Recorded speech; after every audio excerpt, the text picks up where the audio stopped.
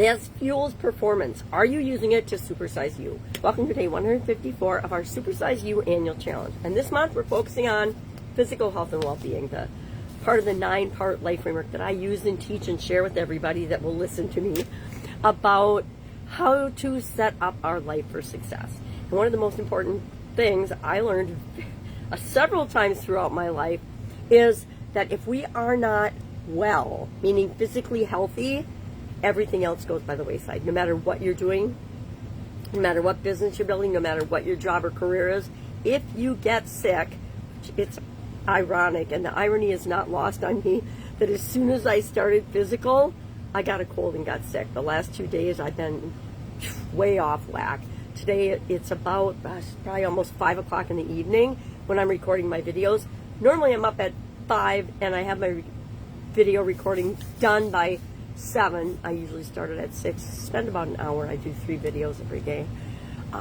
But today it's like, yeah, no, I couldn't even get out of bed until about 4:11. So the irony is not lost on me. However, our topic today is one that is near and dear my heart, and that is the subject of nutrition.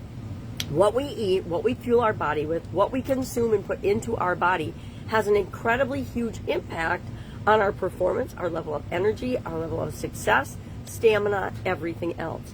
And I learned a long time ago, no matter how much exercise you do, no matter what you do, you cannot out-exercise or outburn calories to make up for a bad diet or making bad food choices. I know, nobody wants to talk about this. We all want to eat what we want to eat. But the truth is, if we're consuming a lot of processed foods, which processed foods are created for our convenience, they're also created to be very addictive, and they're also really, really bad for us. I would say, and I've gone through phases of this where my diet's been really bad, and one time led up to a cardiac arrest, so I don't recommend this, but I was living on diet soda and basically jalapeno chips, and that was about it. Not a good time.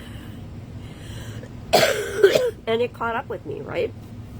And a whole lot of other things caught up with me. It was not just a simple because of my diet I had a cardiac arrest. It was because a lot of different areas of my life were out of whack and out of control, but especially my physical health and well-being, because I wasn't taking care of myself. I wasn't eating right. I wasn't exercising. I had a ton of stress and drama going on in several areas of my life, and all of it filled my little red wagon, and my being said, that is enough.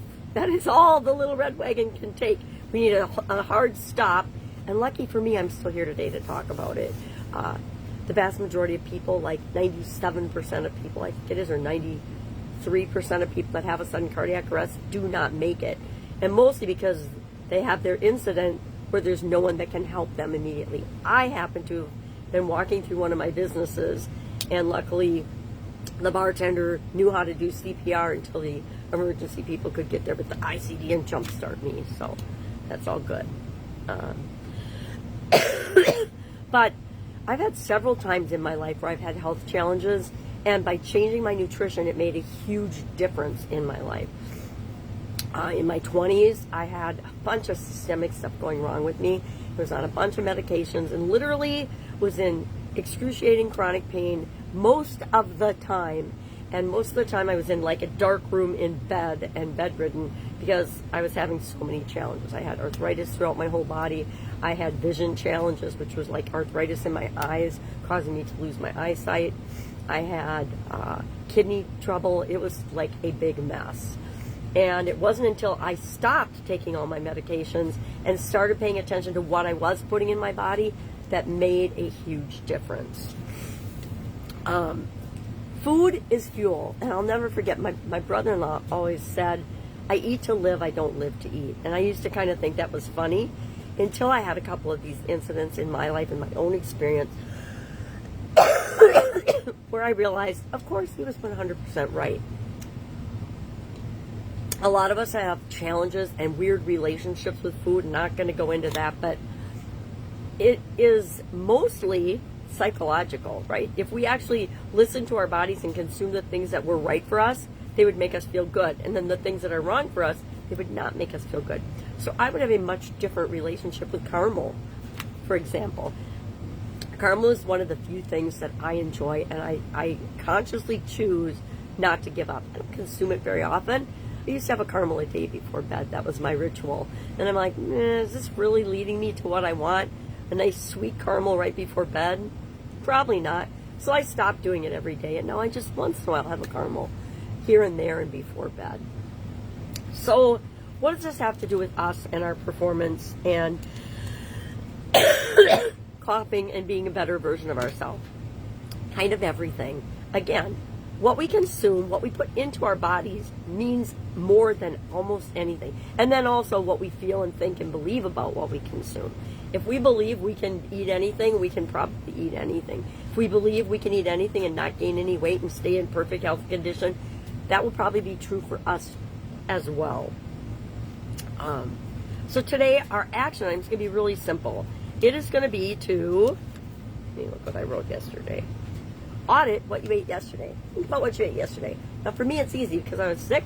I didn't eat anything. I don't think I ate anything yesterday. So that's probably not the best example. I'll think to a couple days ago.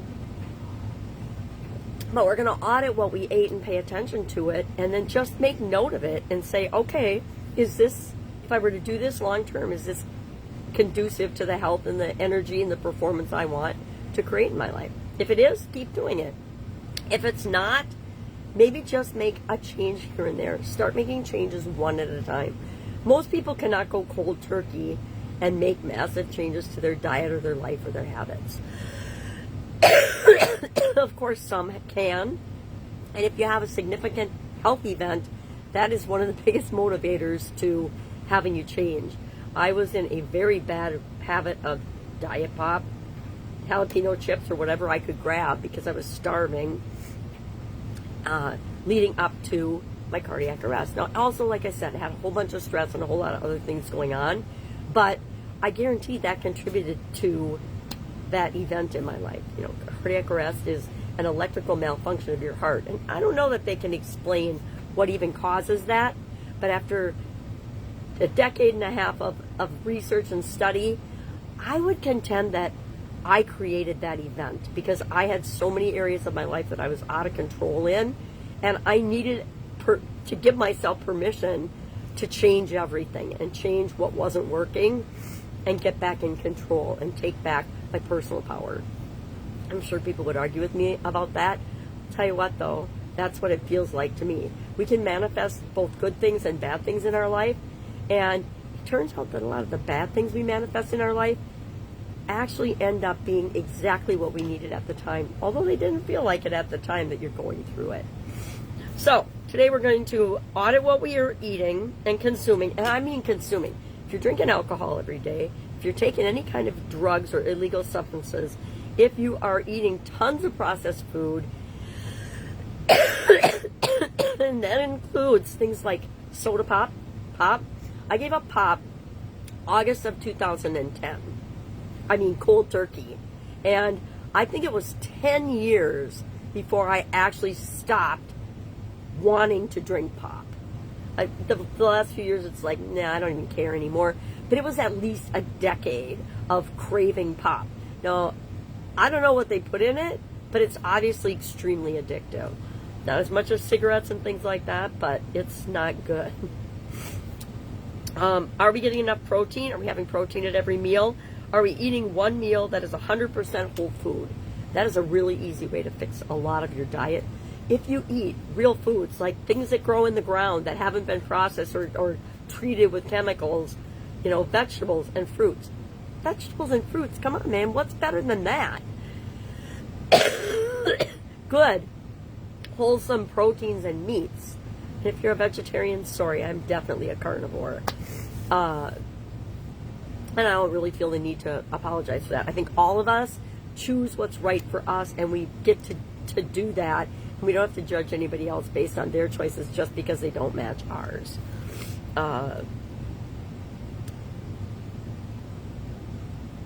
Oh, this is a challenge for you. Eat a meal that's all whole foods, that's real natural whole foods, and see how you feel 2 hours after eating that meal versus a processed food meal. See how you feel after you eat that meal. You know, if you grab McDonald's for lunch, how do you feel in the afternoon? And I know I used to just grab something for lunch, whatever was available, and sometimes I would get that 2 p.m. slump where I just wanted to fall asleep. Ask yourself, I'm going to ask reflective questions today. Ask yourself, am I fueling my body for performance or just eating whatever's around? How does what I eat affect my energy, my feelings, my moods, etc.? What would my health be like or look like if I was to really consume and really pay attention to what I was eating? And then share in the comments below what healthy food or meal you're adding to your repertoire today or this week for sure. Share in the comments below so we can learn from one another. I know people have amazing rituals and habits and things that I can learn from, so that's why I want us to share those things. Any questions about this? Want to argue? Let's have an argument or a debate about whether what we consume matters or not to our health and our performance. All right, go out, make it an amazing day, and I will, of course, be with you tomorrow. Bye. I'll be feeling better, too.